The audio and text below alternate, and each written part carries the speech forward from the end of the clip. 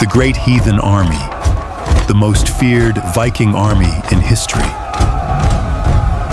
For nearly a century, the people of England feared the sight of Viking sails on the horizon.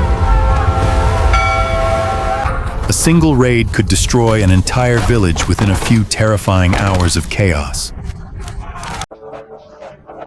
A monastery, a trading town. Then the Vikings would vanish back into the gray, indifferent sea without warning. But in the year 865, something genuinely unprecedented happened along England's vulnerable eastern coast. Instead of a handful of ships, an entire fleet suddenly appeared offshore that autumn. Instead of a few hundred warriors, thousands crossed the cold North Sea together this time. Historians still debate the exact number, but estimates range from 3,000 to 5,000 fighters. That made it one of the largest Viking forces ever assembled in recorded medieval history. And unlike every single Viking army that had come before it, this one had no intention of ever leaving England again.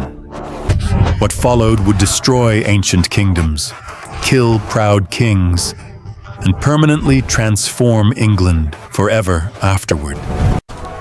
This was the Great Heathen Army.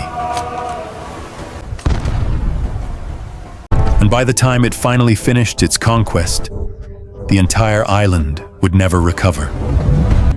This is the story of how that happened, and why it still matters today.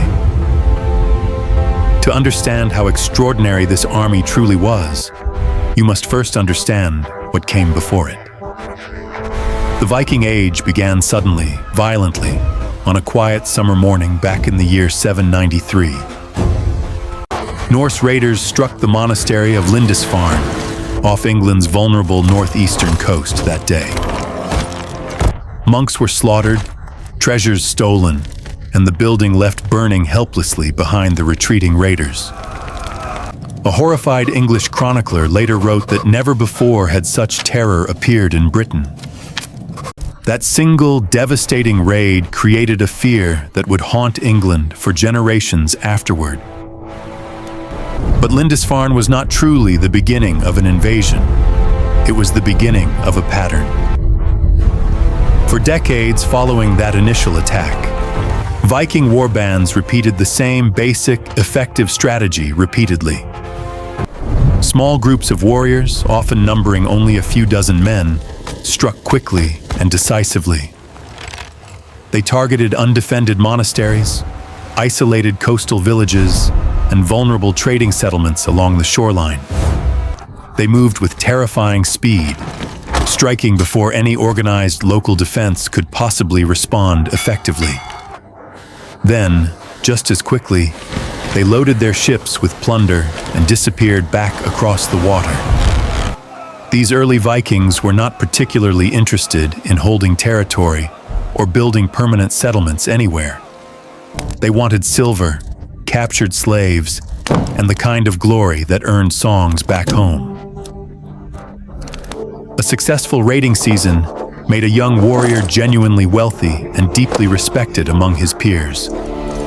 For nearly 70 years, this remained the dominant Viking strategy practiced across all northern Europe. English kings learned to dread the sailing season, when raiders typically struck their coastlines hardest. They built watchtowers along vulnerable coasts, trained local militias, and prayed the raiders chose elsewhere. Bells rang from monastery towers whenever sails appeared, warning villagers to flee inland quickly. Yet despite every precaution taken, the raids continued relentlessly, year after exhausting year, decade after decade. For generations, an entire continent learned to associate Vikings exclusively with sudden terror and theft. France, Ireland, and the Frankish kingdoms all suffered through similarly devastating raids during this same violent period. No coastline in northern Europe felt entirely safe whenever sailing season finally arrived each spring. Yet England, with its rich monasteries and weak central authority, remained an especially tempting target throughout. For generations, Vikings were feared as raiders, not conquerors. By the middle of the 9th century, something fundamental was steadily shifting across all Scandinavia. Population growth had placed enormous pressure on the genuinely limited farmland available throughout the region. Norway's narrow fjords and Denmark's modest plains could no longer adequately support every growing family. Younger sons, in particular, faced an increasingly difficult future with little meaningful inherited land available. Meanwhile, decades of consistently successful raiding had brought enormous wealth into broader Norse society. Chieftains who once commanded only small war bands now controlled impressive fortunes and growing regional reputations. These newly ambitious leaders began thinking far beyond simple raids and temporary seasonal plunder entirely. If a single raid could bring home considerable silver, what could permanent conquest possibly bring instead? England, in particular, looked increasingly attractive to ambitious Norse eyes watching from across the sea. Its kingdoms were genuinely wealthy, its farmland remarkably fertile, and its political unity famously, fatally weak. Why sail home again each autumn when the land itself could simply become yours permanently? This fundamental shift in thinking did not happen overnight, but it accelerated steadily over time. Successful raiders began bringing entire families along on later expeditions, not merely armed warriors alone. Some began wintering abroad, rather than always returning home to Scandinavia immediately after raiding season. The traditional line between simple raiding and permanent settling slowly began to blur in dangerous ways.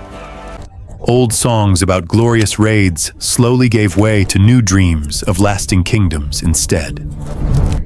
Ambitious chieftains started imagining something far larger than another temporary summer raid altogether. They imagined kingdoms.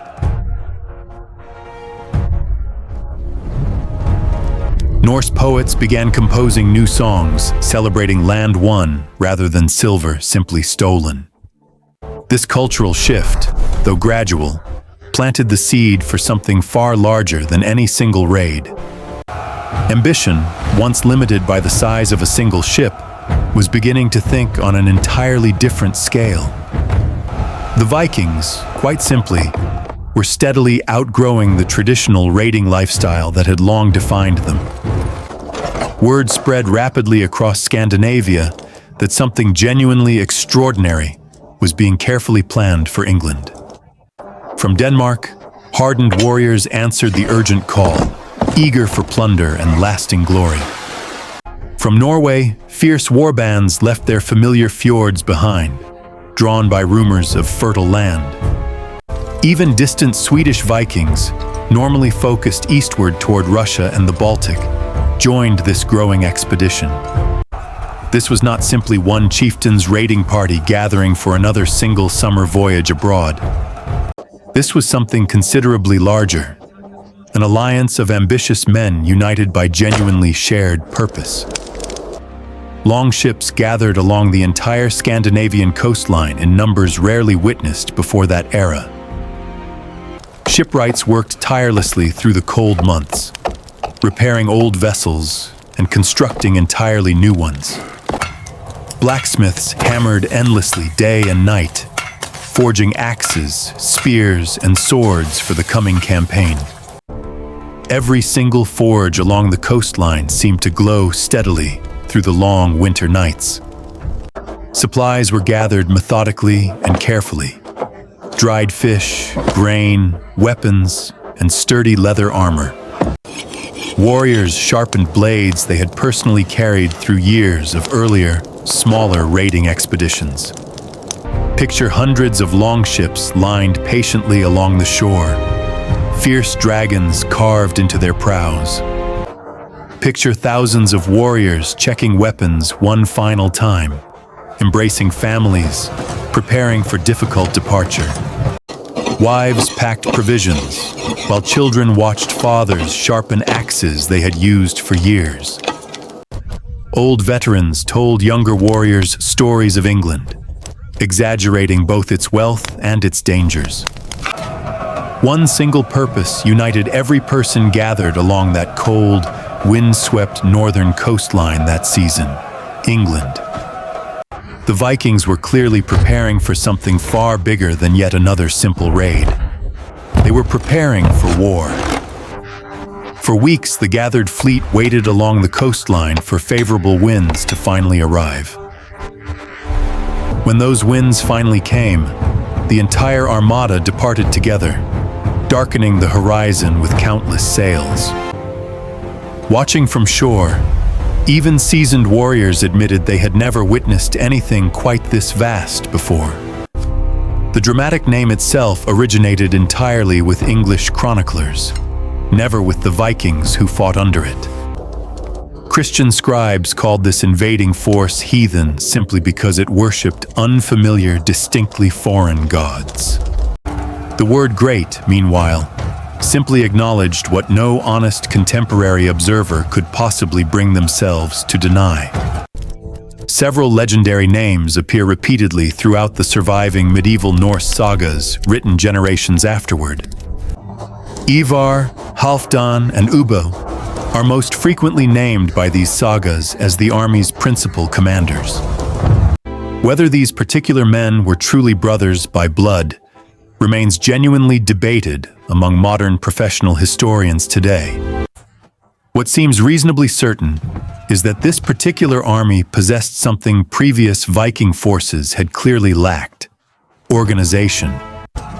Unlike scattered warbands competing for individual plunder, this combined army moved with unified, coordinated military purpose. Different contingents drawn from different homelands somehow operated effectively under recognized, shared overall battlefield leadership. This required genuine military structure, clear chains of command, coordinated strategic planning, and remarkably disciplined cooperation. The army also possessed extraordinary tactical mobility, thanks largely to its iconic, versatile longships. These remarkable vessels could navigate rivers and shallow coastal waters that larger conventional fleets typically avoided. This meant the army could strike deep inland, far beyond any heavily defended coastline whatsoever. Beyond pure military structure and naval mobility, this army understood something equally powerful: human psychology itself.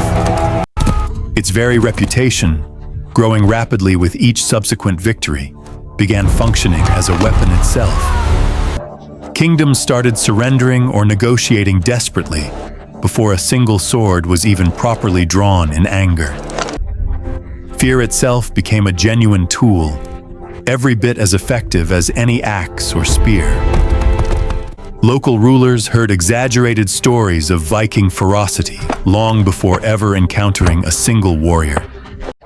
This was, without serious question, the most organized and disciplined Viking force England had ever witnessed. It did not behave like a temporary raiding party at all, but like an invading nation. Every decision, from supply lines to troop movements, reflected careful planning rather than simple, impulsive opportunism. This level of coordination hinted at ambitions that stretched far beyond a single profitable season abroad. The actual departure itself was a sight that few genuine eyewitnesses ever fully forgot afterward. Hundreds of longships pushed steadily away from the Scandinavian shoreline within a single, coordinated tide. Wives and frightened children watched silently from the beach, uncertain if husbands would ever return home. Aboard these crowded ships, conditions were genuinely brutal, even for hardened, experienced Viking warriors themselves. There was no meaningful shelter from constant rain, no real protection from biting, freezing sea spray. Men slept sitting upright, wrapped tightly in furs, packed closely alongside fellow exhausted warriors nearby. Food consisted mainly of dried fish, hard bread, and whatever fermented ale still remained available. The North Sea itself was notoriously unpredictable, capable of calm one moment and violent fury the next. Sudden storms could appear without warning, turning a routine crossing into a desperate fight for survival. Many ships throughout earlier Viking history simply vanished entirely, swallowed completely by sudden, violent weather systems. Every single warrior aboard understood this very real risk before ever stepping into a longship. Yet they rowed anyway, hour after exhausting hour, whenever the wind refused to fully cooperate. Calloused hands gripped wooden oars worn smooth by countless previous voyages and earlier dangerous crossings. Salt water stung their eyes, while cold winds numbed exposed hands and weathered faces alike. The sheer scale of this particular expedition made it genuinely unlike anything previously attempted by Vikings. This was not merely a dozen ships chasing easy, opportunistic plunder along a familiar coastline. This was an entire seaborne nation, moving together purposefully toward one single shared destination ahead. Every single warrior aboard those crowded ships understood one simple, sobering truth completely throughout the crossing. They might genuinely never see Scandinavia, their families, or their homeland again. Some warriors carved small runic charms before departure, hoping for protection during the dangerous crossing ahead. Others simply accepted the risk silently, trusting their fate entirely to skill and to luck. For many, this voyage represented the largest gamble of their entire lives up to that point. Land finally appeared on the distant horizon, the low, marshy coastline of East Anglia itself. Local farmers, fishermen, and minor nobles watched in stunned disbelief as ships kept steadily arriving. This was clearly not the handful of vessels that typically signaled another simple, familiar raid coming. Ship after ship beached methodically along the shoreline, disgorging armed warriors by the seemingly endless hundreds. Word spread inland faster than any single messenger could physically travel on horseback alone. The reigning king of East Anglia understood almost immediately that resistance against this force was utterly impossible. Negotiation, however humiliating it might feel, seemed like the only realistic path toward survival. The Vikings demanded ample supplies, valuable horses, and safe passage through East Anglian territory entirely. In exchange, they promised, for now at least, not to destroy the kingdom outright. Desperate and outnumbered, East Anglia agreed, handing over hundreds of valuable horses to Viking commanders. This single decision would prove absolutely catastrophic, granting the Vikings terrifying new battlefield mobility almost instantly. Rather than immediately attacking further inland, the Vikings did something nobody had expected at all. They began constructing a permanent camp, carefully designed specifically to survive harsh, brutal winter weather. Wooden palisades steadily rose along the riverbank, transforming peaceful farmland into a fortified Viking settlement. Thick smoke from constant cooking fires rose visibly, seen clearly for miles across the flat countryside. This was clearly no temporary stop before sailing peacefully back home again that particular season. Local villagers realized with growing, creeping dread exactly what this strange, unusual behavior actually meant.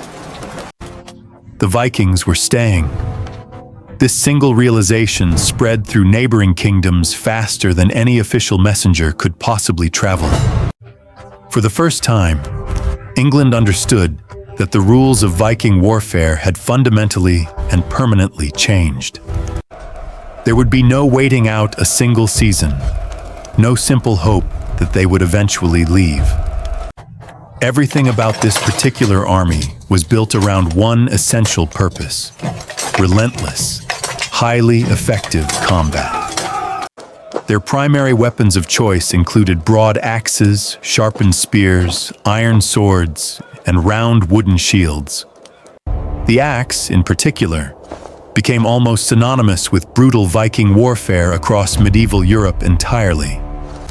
A skilled warrior could split shields, helmets, and bone alike with terrifying, brutal efficiency repeatedly. Chainmail armor was generally reserved for wealthier warriors and proven, battle-tested commanders within the ranks. Most ordinary fighters relied instead on thick leather, layered woolen cloth, and pure personal skill. In open battle, Viking warriors frequently formed what is widely known as the shield wall. Warriors stood shoulder to shoulder, shields tightly overlapping, presenting an unbroken wall of solid defense. This particular formation required absolute discipline. A single gap could collapse the entire battle line instantly. Behind that protective wall, warriors thrust spears and swung axes with coordinated, well-practiced battlefield precision. Discipline, surprisingly enough, mattered just as much as raw individual strength or pure battlefield aggression. Years of dedicated training, often beginning in early childhood, built both genuine skill and lasting trust. Wrestling matches, competitive rowing, and demanding farm labor all shaped strong warrior bodies long before battle. Leadership within this army rewarded proven battlefield success, rather than simply inherited noble status alone. A commander who consistently won battles naturally attracted loyal followers, eager to share future glory. Beyond raw combat skill, mobility gave this particular army a genuinely devastating tactical advantage repeatedly throughout campaigns. Horses allowed remarkably rapid movement between targets, striking before defenders could possibly organize properly.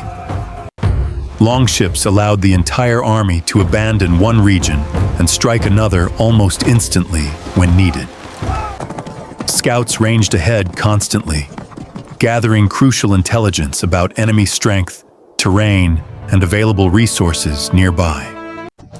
Commanders adapted quickly to local conditions, abandoning rigid plans whenever circumstances demanded immediate flexibility instead.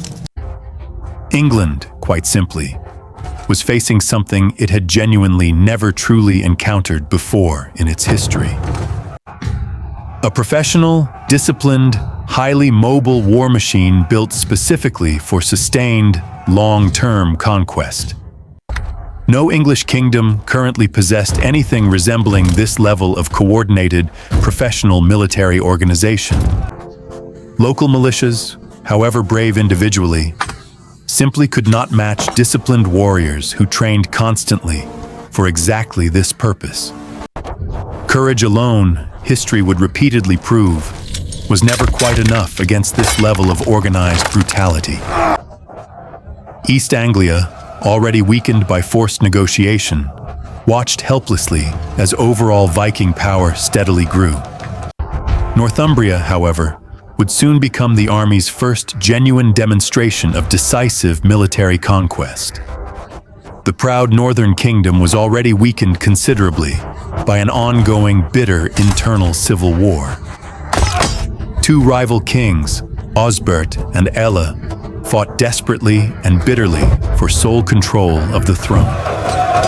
This dangerous internal division left Northumbria critically exposed precisely when the Vikings finally arrived nearby.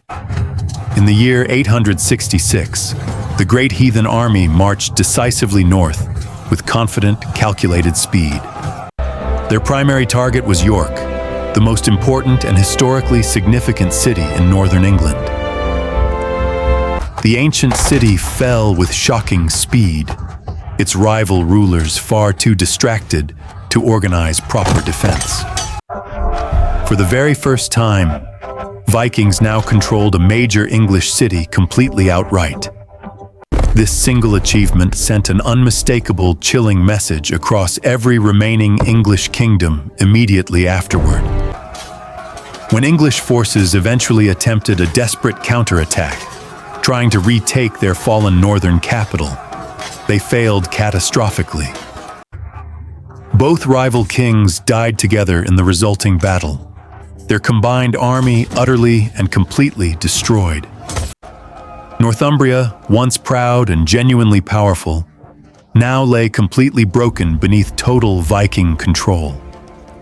Viking victories continued spreading rapidly outward from this single decisive northern triumph throughout the following months. Each new success brought greater confidence, additional plunder, and renewed momentum toward further, deeper conquest. Warriors who had originally joined believing in simple raids now found themselves participating in genuine territorial conquest. The Great Heathen Army was proving, battle after relentless battle, genuinely and thoroughly unstoppable. Commanders who had once led small raiding parties now found themselves governing entire conquered provinces instead. The scale of their ambition had grown alongside the scale of their stunning, repeated battlefield success. Victory, it turned out, was addictive, and each triumph only fueled appetite for the next conquest. News of Northumbria's catastrophic collapse spread through England faster than any single rider could travel. Fear itself, more than the army's physical presence, began doing devastating damage across the entire countryside. Terrified refugees fled westward and southward, carrying horrifying stories of Viking brutality and overwhelming conquest. Entire villages emptied as families abandoned ancestral homes rather than risk facing the advancing army. Worried church leaders wrote increasingly desperate letters warning fellow clergy of an approaching apocalyptic disaster. Monasteries that once felt genuinely protected by sheer distance now feared becoming the next obvious target. Kings throughout the remaining unconquered kingdoms scrambled desperately to form lasting defensive alliances together quickly. Yet decades of old rivalries and accumulated mistrust made genuine, lasting cooperation extremely difficult to achieve. Some rulers privately wondered whether their best realistic option was simple, humiliating submission instead of fighting. Others debated openly whether continued resistance, however ultimately hopeless, preserved at least some shred of honor. Meanwhile, the Viking reputation itself grew with terrifying speed across the entire vulnerable island. Stories of their victories, often dramatically exaggerated through repeated retelling, only deepened existing widespread fear further. Warriors who had never personally fought a single Viking still genuinely feared facing this particular army. This pervasive fear became, arguably, the army's single most powerful and effective psychological weapon overall. An enemy that surrenders before even fighting has already been thoroughly defeated psychologically beforehand anyway. The Great Heathen Army's greatest weapon was never simply axes, swords, or sheer overwhelming numbers. It was fear itself, spreading faster and further than any conventional army possibly could alone. Mothers told children frightening stories of Viking warriors long before any actual warrior ever appeared nearby. That inherited fear, passed down through generations, would outlast the army itself by centuries afterward. Even after peace eventually returned, the memory of those terrifying years lingered stubbornly in folklore. As conquered territory steadily expanded, something genuinely unprecedented began happening across all occupied England. The Vikings were no longer simply raiding villages and disappearing afterward, like in earlier decades. They began establishing permanent settlements, cultivating productive farms, and building lasting administrative governmental structures throughout. Norse warriors increasingly married local English women, creating new families within these recently conquered communities. Former raiders became respected landowners, local judges, and rulers within territory they had once merely plundered. Viking leaders began directly governing captured land, effectively acting and ruling as legitimate new kings. Danish law gradually replaced older Anglo-Saxon legal traditions throughout much of newly conquered England entirely. This extensive occupied territory eventually became permanently known throughout history as the Danelaw itself. Trade routes shifted noticeably, connecting conquered England more closely to distant Scandinavian commercial markets overseas. Place names throughout northern and eastern England changed permanently, reflecting lasting Scandinavian cultural influence everywhere. Many English towns and villages today still carry distinctly Norse-derived names even centuries later. This phenomenon was clearly no longer simple military occupation of recently conquered foreign territory whatsoever. It represented genuine, deep cultural transformation, permanently reshaping entire regions of broader English society itself. The warriors who once arrived seeking only silver now sought something considerably more permanent instead. Land they could proudly call their own, passed down through future generations afterward continuously. Power that meaningfully outlasted any single raiding season or temporary military campaign entirely altogether. Legitimacy, in the eyes of conquered subjects, slowly began replacing fear as the basis of Viking rule. A genuine future built carefully within England itself, rather than simply plundered hastily from it. The Vikings, quite simply, had evolved into something far beyond anything England had previously understood. They were no longer raiders, they were conquerors. This transformation surprised even some of the warriors themselves, who had originally sailed expecting only plunder. Many found that ruling land brought a different, more lasting satisfaction than any single raid ever could. Watching crops grow on fields they now owned offered a permanence that plunder had never provided before.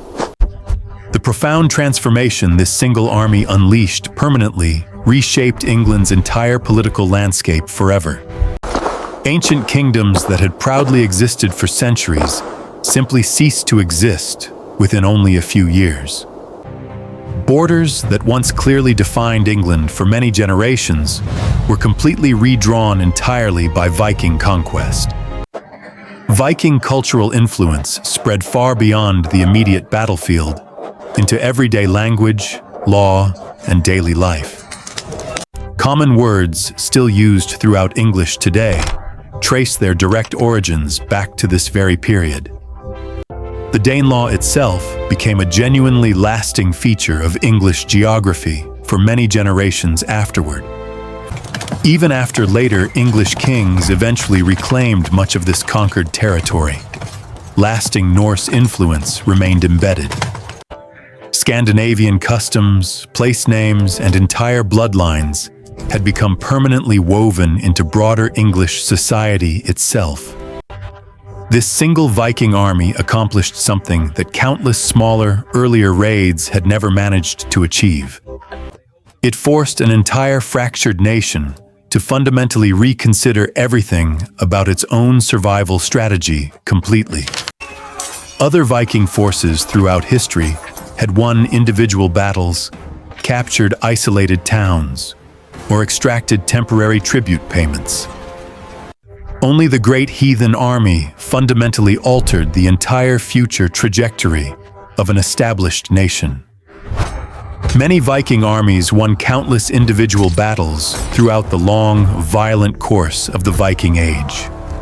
Only one single army changed the future of an entire nation as profoundly as this one did.